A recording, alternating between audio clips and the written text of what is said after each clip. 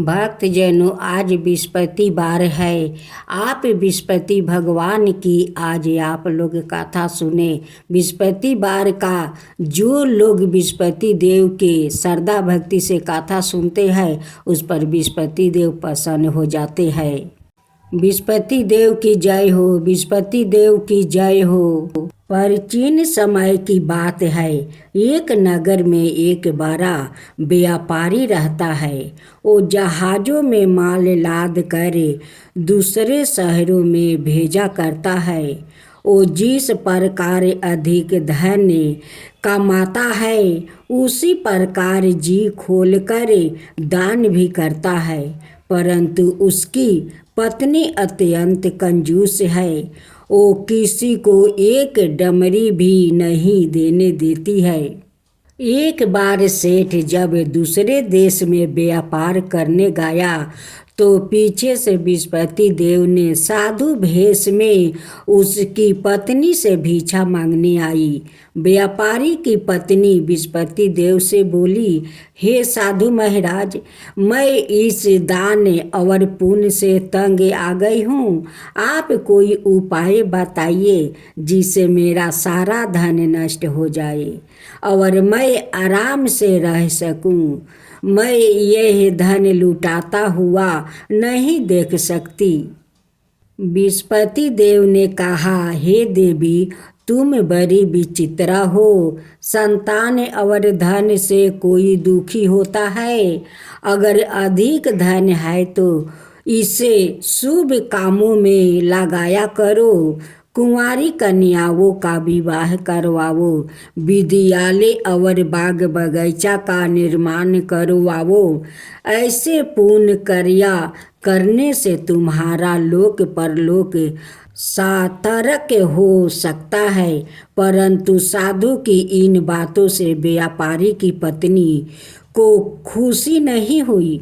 उसने कहा, मुझे ऐसा धन की आवश्यकता नहीं है जिसे मैं दान दूं। तब बृहस्पति देव बोले, यदि तुम्हारी ऐसी इच्छा है तो तुम एक उपाय करना। 7 बृहस्पतिवार घर को गोबर से लिपना, अपने केश को पीली मिट्टी से धोना, केशों को धोते समय स्नान करना, व्यापारी से हजामत बनाने को कहना, भोजन में मांस मदिरा खाना, कपड़े अपने घर धोना। ऐसे करने से तुम्हारा सारा धन नष्ट हो जाएगा। इतना कहकर बृहस्पति देव अंतर्ध्यान हो गए। व्यापारी की पत्नी ने बृहस्पति देव के कहे अनुसार 7 बृहस्पतिवार वैसे ही करने का निश्चय किया। केवल 3 बृहस्पतिवार बीते थे कि उसी समस्त धन संपत्ति नष्ट हो गई और वो परलोक सिधार गई। जब व्यापारी वापस आया तो उसने देखा कि उसका सब कुछ नष्ट हो चुका है। उस व्यापारी ने अपनी पुत्री को संताना दी और दूसरे नगर में जाकर बस गया। वहाँ वो जंगल से लकड़ी काट कर लाता और शहर में बेचता। इस तरह वो अपना जीवन बिताने लगे। एक दिन उसकी पुत्री ने दही खाने की इच्छा प्रकट की, लेकिन व्यापारी के पास दही खरीदने के पैसा नहीं थे। वो अपनी पुत्री को आश्वासन देकर जंगल में लकड़ी काटने चला गया। वहाँ एक वृक्ष के नीचे बैठे अपनी पूर्व दशा पर विचार कर रोने लगा। उस समय बृहस्पतिवार था। तभी वहाँ बृहस्पति देव साधु के रूप में सेठ के पास आए और बोले, हे मनुष्य, तू इस जंगल में किस चिंता में बैठा है? तब व्यापारी बोला, हे महाराज, आप सब कुछ जानते हैं। इतना कहकर व्यापारी अपनी कहानी सुनाकर रो पड़ा। बृहस्पति देव बोले, देखो बेटा, तुम्हारी पत्नी ने बृहस्पति देव का अपमान किया है, इसी कारण तुम्हारा यह हाल हुआ है। लेकिन अब तुम किसी प्रकार की चिंता मत करो। तुम गुरुवार के दिन बृहस्पति देव का पाठ करो। 2 पैसे के चने और गुड़ को लेकर जल के लोटे में शक्कर डालकर वो अमृत और प्रसाद अपने परिवार के सदस्यों और कथा सुनने वालों में बांट दो। सवाए भी प्रसाद और चरण मृत लो, भगवान तुम्हारा अवश्य कल्याण करेंगे। साधु की बात सुनकर व्यापारी बोला, महाराज, मुझे तो इतना भी नहीं बचता है कि मैं अपनी पुत्री को दही लाकर दे सकूं। इस पर साधु जी बोले, तुम लकड़ियाँ शहर में बेचने जाना, तुम्हें लकड़ियों के दाम पहले से चौगुने मिलेंगे, जिससे तुम्हारे सारे कार्य सिद्ध हो जाएगा। उसने लकड़ियाँ काटी और शहर में बेचने के लिए चल पड़ा। उसकी लकड़ियाँ अच्छे दाम में बिक गई, जिसे उसने अपनी पुत्री के लिए दही लिया और गुरुवार की कथा हेतु चना गुड़ लेकर कथा की और प्रसाद बांट कर सवाए भी खाया। उसी दिन से उसकी सभी कठिनाइयाँ दूर होने लगी। परंतु अगले बृहस्पतिवार को वो कथा करना भूल गया। अगले दिन वहाँ के राजा ने एक बड़े यज्ञ का आयोजन कर पूरे नगर के लोगों के लिए भोजन का आयोजन किया है। राजा की आज्ञा अनुसार पूरा नगर राजा के महल में भोजन करने गया, लेकिन व्यापारी वो उसकी पुत्री तनिक विलंब से पहुँचे। अंत उन्हों दोनों को राजा ने महल में ले जाकर भोजन करवाया। जब वो दोनों लौट कर आए तभी रानी ने देखा कि उसकी खूंटी पर टांगा हार गायब है। रानी को व्यापारी और उसकी पुत्री पर संदेह हुआ कि उसका हार उन दोनों ने ही चुराया है। राजा की आज्ञा से उन दोनों को कारावास की कोठरी में कैद कर दिया गया। कैद में पड़कर दोनों अत्यंत दुखी हुए। वहाँ उन्होंने बृहस्पति देवता का स्मरण किया। बृहस्पति देव ने प्रकट होकर व्यापारी को उसकी भूल का अभ्यास करवाया और उन्हें सलाह दी कि गुरुवार के दिन कैद खाने के दरवाजे पर तुम्हें 2 पैसा मिलेंगे। उनसे तुम चने और मुनका मंगवाकर विधि पूर्वक बृहस्पति देवता का पूजन करना, तुम्हारे सब दुख दूर हो जाएंगे।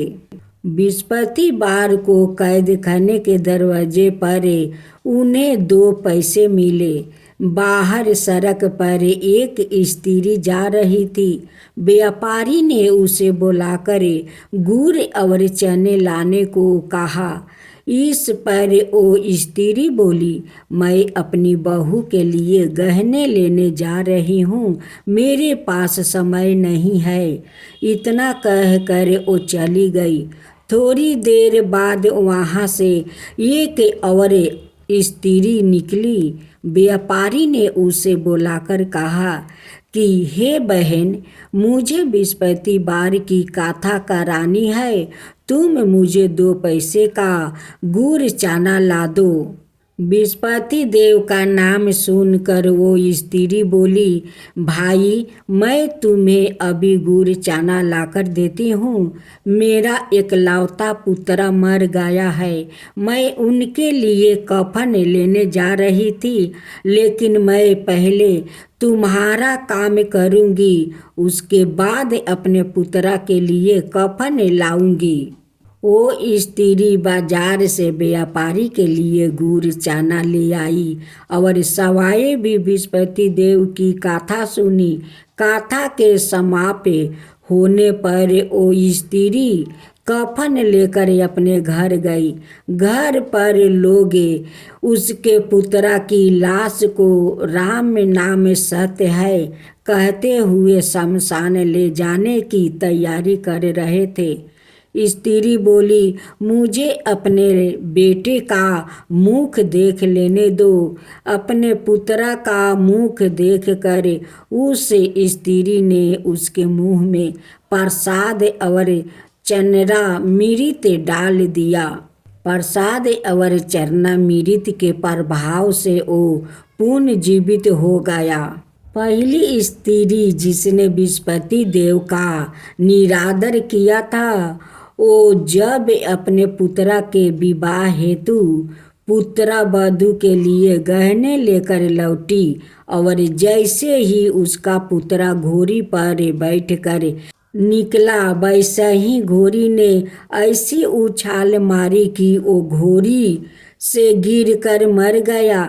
यह देख स्त्री रो रो कर बृहस्पति देव से क्षमा याचना करने लगी। उस स्त्री की मिनती से बृहस्पति देव साधु भेष में वहाँ पहुंचकर कहने लगे, देवी तुम्हें अधिक विलाप करने की आवश्यकता नहीं है। यह बृहस्पति देव का अनादर करने का कारण हुआ है। तुम वापस जाकर मेरे भक्त से क्षमा मांगकर कथा सुनो, तब ही तुम्हारी मनोकामना पूरी होगी। जेल में जाकर उस स्त्री ने व्यापारी से माफ़ी मांगी और कथा सुनी। कथा के उपरांत वो प्रसाद और चना मृत लेकर अपने घर वापस गई। घर आकर उसने चना मृत अपने मृत्यु पुत्रा के मुख में डाली। चनर मृत के प्रभाव से उसका पुत्र भी जीवित हो उठा।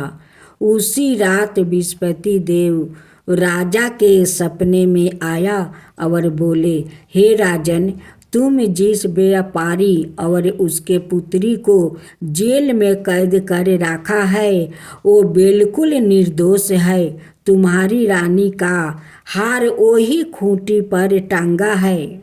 दिन निकला तो राजा रानी ने हार खूंटी पर लटका हुआ देखकर राजा ने उस व्यापारी और उसकी पुत्री को रिहा कर दिया और उन्हें आधे राज्य देकर उसकी पुत्री का विवाह ऊंचे कुल में करवाकर दहेज में हीरे जवाहरात दिया।